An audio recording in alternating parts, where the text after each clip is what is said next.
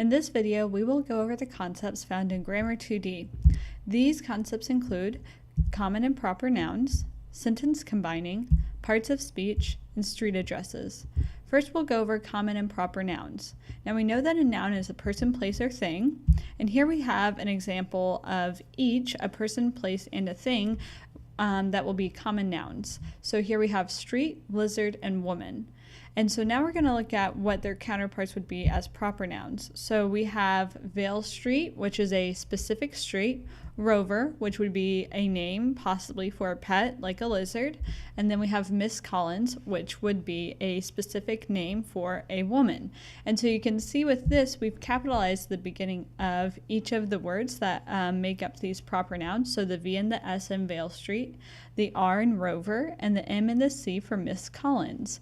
So you can see that a proper noun is going to be the name of a very specific person, place, or thing, whereas a common noun will just be a general term for a person, place, or thing.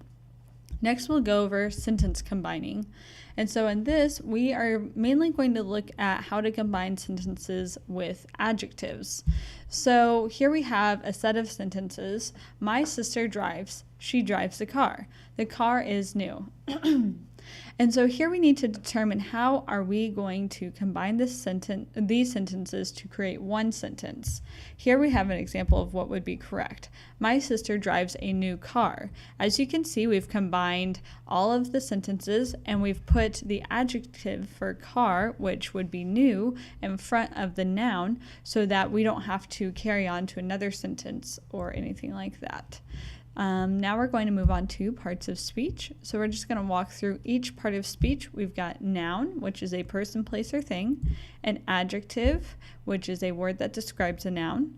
We've got a verb, which is an action or linking word, a pronoun, a word that can replace a noun, and a conjunction, a word used to connect or coordinate sentences.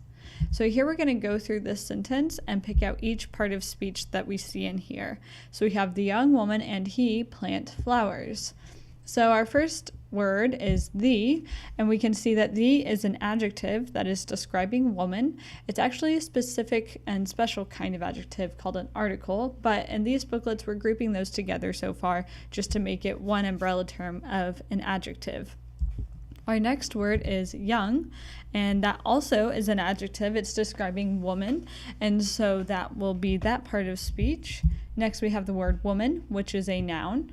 Then we have and, which is a conjunction.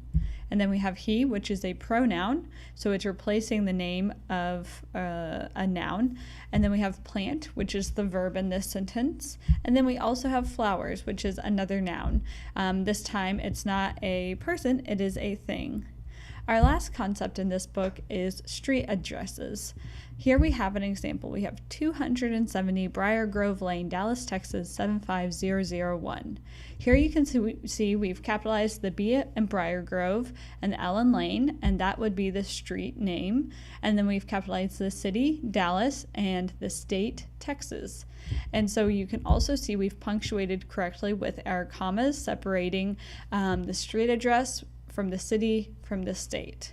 Notice that we don't need a comma between the state and the zip code, and also we are not putting a period after the abbreviation of a state. You never want to put a period after the abbreviation of a state.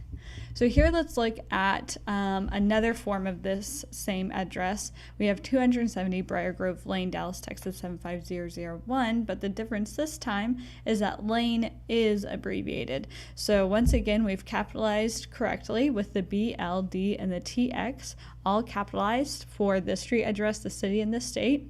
And we also have included a period at the end of the LN for lane because it is an abbreviated word now. And we also have our commas. Once again, we are not putting a period after the abbreviation of a state.